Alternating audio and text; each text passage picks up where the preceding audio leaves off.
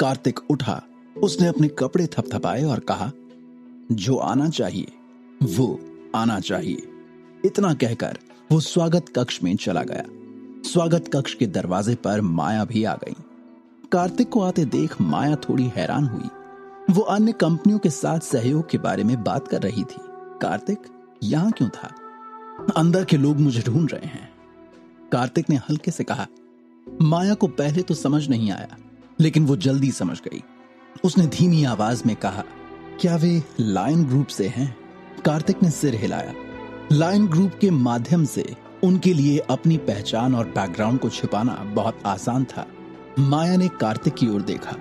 जब उसने कार्तिक और लायन ग्रुप के बीच के मामले के बारे में सोचा तो उसने और कोई सवाल नहीं पूछा। उसे केवल कार्तिक पर विश्वास करने की जरूरत थी। प्रेसिडेंट, क्या हम अभी सहयोग के बारे में बात नहीं करने जा रहे हैं?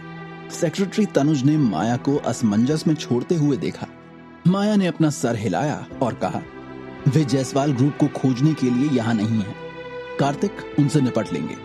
तनुज हैरान था। वे जायसवाल ग्रुप में सहयोग पर चर्चा करने के बजाय यहाँ क्यों आए? कार्तिक ने दरवाजा खोला और प्रताप जाधव और वहां मौजूद अन्य दोनों लोगों को देखा। उसकी निगाह कुछ देर के लिए गौतम वागले पर टिकी रही, लेकिन उसने जल्दी से अपनी निगाहें हटा ली और शांत भाव से उनके सामने बैठ गया। मैं लायन ग्रुप से आप तीनों का स्वागत करने के लिए खुद नहीं आ सका, इसके लिए क्षमा चाहता हूं, कार्तिक ने कहा। प्रताप जाधव ने मुस्कुराते हुए अपना परिचय दिया। ये लायन ग्रुप हेडक्वार्टर्स के सबसे बड़े लायन और हेड हैं, मिस्टर गौतम वागले। ये एक आदर्श कला प्रवीण व्यक्ति हैं और ये यहाँ मिस्टर मेहरा आपके साथ सहयोग पर चर्चा करने के लिए लायन ग्रुप का प्रतिनिधित्व करते हैं। लायन ग्रुप में कई बुजुर्ग थे, उनमें से सबसे कमजोर पूर्ण कला प्रवीण व्यक्ति चरण में थे, जबकि बाकी सभी अमरता चरण के योद्धा थे। महान बुजुर्ग अमरता के चरण के चरम पर थे। गौतम वागले ने कार्तिक को सिर से पांव तक गहरी निगाहों से देखा। वो बहुत उत्सुक था कि ये युवक किस तरह का अस्तित्व है। हेडक्वार्टर से नई जानकारी भेजी गई थी, जिसमें उनसे इस युवक के बारे में और जानने की पूरी कोशिश करने को कहा गया। साथ ही वो उसे लायन ग्रुप में लाने का रास्ता खोजना चाहता था। कार्तिक ने अपने सामने रखी कॉफी टेबल पर अपना हाथ लहराया और गौतम वागले और अन्य लोगों को उनके सामने एक चौकोर बॉक्स दिखाई दिया। ये सील बॉक्स है जो मूल पाप क्रिस्टल के राक्षसी स्वभाव को पूरी तरह से सील कर सकता है। आप इसे अभी यहाँ से अपने साथ यहाँ से दूर ले जा सकते हैं। गौतम वागले ने बक्सा उठाया और उसे ऊपर से नीचे तक देखा। उसे हर तरफ से टटोला।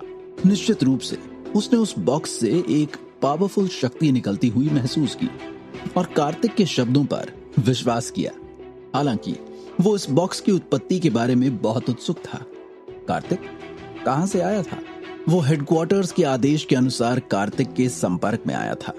वो कार्तिक के रहस्य को खोलना चाहता था। मिस्टर मेहरा, आपकी मदद के लिए बहुत बहुत धन्यवाद। ये लायन ग्रुप द्वारा वादा किया गया कुछ है, कृपया इसे स्वीकार करें। गौतम वागले ने कार्तिक को एक डायमेंशनल रिंग और एक पहचान पत्र सौंपा। कार्तिक ने गौतम वागले की ओर देखा। गौतम वागले मुस्कुराया और स्वागत करने वाला इशारा किया और उसने कार्तिक को लायन ग्रुप की ईमानदारी का परीक्षण करने के लिए कहा। कार्तिक ने डायमेंशनल रिंग और स्पिरिचुअल सेंस को उठाया और उसे स्कैन किया। अंदर बहुत सारे संसाधन थे।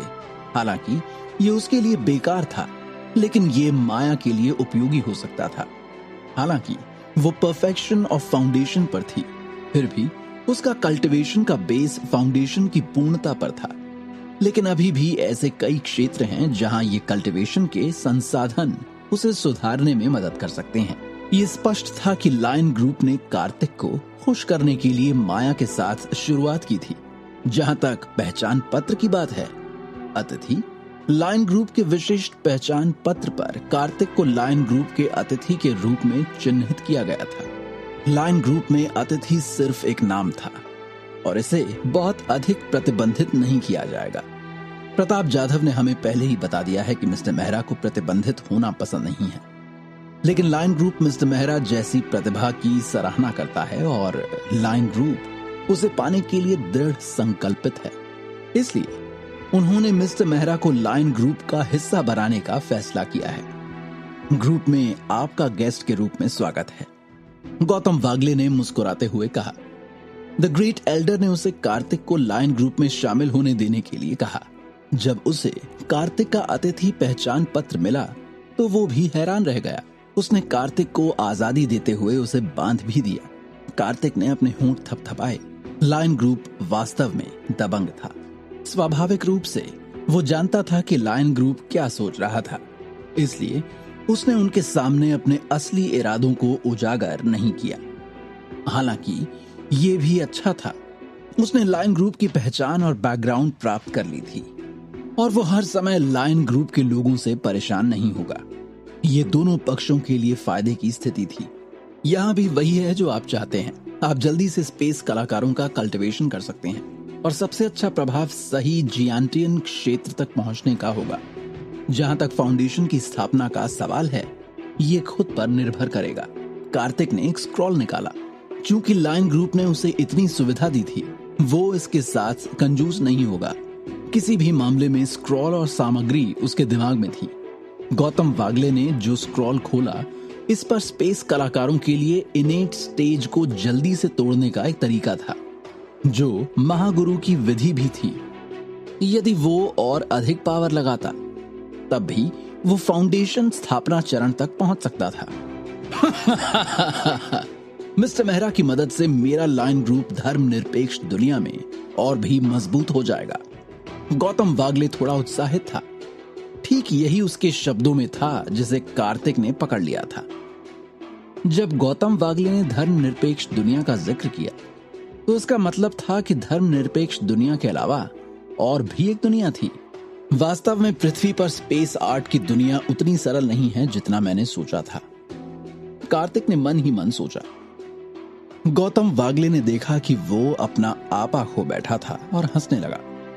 Mister Mehra, I am sorry. आपका स्क्रॉल लायन ग्रुप को बहुत लाभ पहुंचाएगा। सेकुलर वर्ल्ड में लायन ग्रुप के अधिकांश पावरफुल सदस्य हेडक्वार्टर्स में थे। उन शहरों में लायन ग्रुप समूहों की पावर अधिक नहीं थी। उनमें से केवल एक या दो ही इसे निकाल सकते थे। कार्तिक द्वारा दिए गए स्क्रॉल के साथ समग्र शक्ति में सुधार किया जा सकता है। सेकुलर वर्ल्ड में स्पेस आर्ट के प्रबंधन में लायन ग्रुप के लिए ये एक बड़ी मदद होगी। कार्तिक लायन ग्रुप की परवाह कैसे नहीं कर सकता था, क्योंकि वे एक समझौते पर आ गए थे। दोनों पक्षों के बीच संबंध अभी भी काफी सामंजस्यपूर्ण थे। प्रताप जाधव और हितेन लाड, जो कार्तिक और गौतम वागले के बीच हो रही बातचीत को देख और सुन रहे थे, खुद को रोक नहीं सके और उन दोनों को देख और सुनकर हैरान महसूस कर रहे थे। लायन ग्रुप का बुजुर्ग व्यक्तिगत रूप से आया था, लेकिन कार्तिक अभी भी उससे डरता नहीं था। मन की स्थिति उनके ध्यान देने योग्य थी। मिस्टर मेहरा, मैं इस बात को लेकर बहुत उत्सुक हूं कि आप उन 3 वर्षों के दौरान कहां गए थे जहां आप गायब थे। कृपया मुझे गलत ना समझें, मैं बस पूछ रहा हूं। गौतम वागले ने देखा कि बातचीत समाप्त होने वाली थी, इसलिए उसने कार्तिक की बैकग्राउंड की जांच शुरू कर दी। कार्तिक के हाव भाव नहीं बदले, लेकिन उसने अपने दिल में ठहाका लगाया। ऐसा लग रहा था कि लायन ग्रुप अभी भी उसका परीक्षण निकाल रहा है। मैं खुद जाकर देखना चाहता था, है ना? कार्तिक ने अपने होंठों को घुमाया और कहा। गौतम वागले और अन्य 2 अवाक थे। इसे क्या कहा जाता था? लायन ग्रुप के खुफिया नेटवर्क के साथ ये वैश्विक लेवल पर एक व्यक्ति को खोजने के लिए पर्याप्त था। लेकिन कार्तिक द्वारा दर्ज किया गया अंतिम स्थान पुणे सिटी था। उन्होंने कार्तिक को एक ट्रक से कुचले जाने का दृश्य भी देखा। तब से कार्तिक पृथ्वी के चेहरे से गायब हो गया था। लायन ग्रुप को कार्तिक का कोई सुराग नहीं मिला, जो 3 साल से गायब था। ऐसा लगता है कि इन 3 वर्षों के दौरान मिस्टर मेहरा के पास एक बहुत बड़ा बैंक बैलेंस था। गौतम वागले ने कार्तिक को देखा, साथ ही वो कार्तिक को दबाव देते हुए एक हल्का सा दिखने वाला दबाव छोड़ नहीं सकता था। जब प्रताप जाधव और हितेन लाड ने देखा कि एल्डर गौतम वागले ने उन पर दबाव डाला है, तो वे दोनों थोड़ा पीछे हट गए, लेकिन फिर भी उन्हें सांस लेने में मुश्किल हो रही थी। कार्तिक ने अपने पैर पर पैर रख लिया। कार्तिक शांति से वहां बैठा रहा और गौतम वागले को घूरता रहा। वो अब केवल एक परफेक्शन ऑफ फाउंडेशन था, इसलिए उसके लिए गोल्डन कोर योद्धा का सामना करना बहुत मुश्किल था। गौतम वागले को और अधिक आश्चर्य हो रहा था।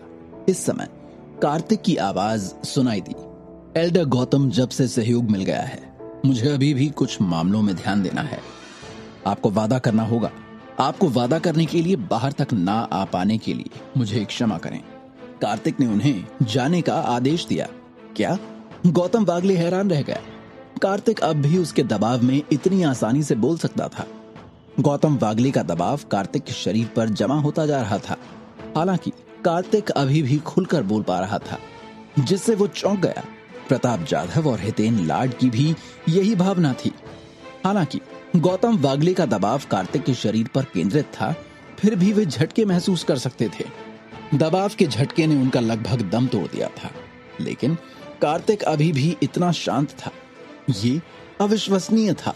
गौतम वागले को विश्वास नहीं था कि कार्तिक में इतनी क्षमता है। उसने उस पर दबाव डालना जारी रखा और कहा, मिस्टर मेहरा, लाइन ग्रुप और अब आप दोस्त माने जाते हैं। मैं इस बात को लेकर बहुत उत्सुक हूं कि मिस्टर मेहरा किस दौर से गुजरे हैं, या क्या वो किसी को जानते हैं। विनाश ने लाइन ग्रुप हेडक्वार्टर्स को अस्त व्यस्त कर दिया था। कार्तिक को विनाश के बारे में पता होना चाहिए। उसने दबाव बढ़ा दिया ताकि कार्तिक इसे और ना सह सके और जानकारी को बाहर निकाल दे। कार्तिक गौतम वागले के शब्दों की चाबी सुन सकता था, जैसे कि वो उससे कुछ जानकारी मांग रहा हो, लेकिन वो किसे जानता था? क्या ये विनाश हो सकता है? कार्तिक की आंखें चमक उठी। लाइन ग्रुप के लोगों ने भगा दिया। ये वो होना चाहिए। एल्डर गौतम क्या कह रहा है? मैं कार्तिक एक अनाथ हूं? मैं किसी को नहीं जानता, या मुझे किसी को जानना चाहिए? कार्तिक ने अपनी आंखें सिकोड़ ली और एक मुस्कान के साथ कहा, लेकिन सब समझ सकते हैं कि ये कोई मुस्कान नहीं है। गौतम वागले ने हल्की सी भौहें चढ़ा दी। वो अभी भी बोल सकता था। फिर बढ़ा दबाव। उसे विश्वास नहीं था कि वो एक आदर्श कला प्रवीण व्यक्ति चरण योद्धा, एक फाउंडेशन प्रतिष्ठान योद्धा के लिए कुछ नहीं कर पाएगा। प्रताप जाधव और हितेन लाड पसीने से भीग गए। अतिथि कक्ष में हवा संघनित थी। अगर कोई पास से गुजरा तो वे शायद उस एनर्जी द्वारा उड़ा दिए जाएंगे, और जो दरवाजे की दरार से रिस रही थी। गौतम वागले का दबाव और मजबूत होता जा रहा था, लेकिन कार्तिक को अभी भी कुछ महसूस नहीं हुआ। वो वहां भक्षण शक्ति के साथ बैठे थे, दबाव को अवशोषित कर रहे थे। जब कार्तिक ने आखिरकार देखा कि गौतम वागले अभी भी उससे उलझा हुआ है, तो धीरे धीरे गौतम वागले की चौंका देने वाली निगाहों के नीचे खड़ा हो गया। उसने अपने कपड़े ठीक किए और अपनी उदासीनता से कहा, मेरे पास अभी भी कुछ मामले हैं, इसलिए मैं आप सभी को यहाँ और नहीं रहने दे सकता। वो पहले से ही गौतम वागले के तंग करने वाले व्यवहार से अधीर था। उसने सीधे अपने ऊपर भक्षण के दबाव को पलट दिया। कार्तिक के शरीर पर अचानक एक परावर्तक लहर बन गई, जिसने गौतम वागले के सारे दबाव को पलट दिया। प्रताप जाधव और हितेन लाड को दबाव में उड़ते हुए भेजा गया। डैड्स चेहरे पर भयानक भावों के साथ वे जमीन पर गिर पड़े। कार्तिक को देखते हुए वे अब शांत नहीं रह सके। क्या होगा कार्तिक के इस कारनामे का अंजाम? क्या वो लाइन ग्रुप के साथ दुश्मनी मोल ले लेगा? क्या ये दुश्मनी उसे आसानी से अपने मकसद में कामयाब होने देगी?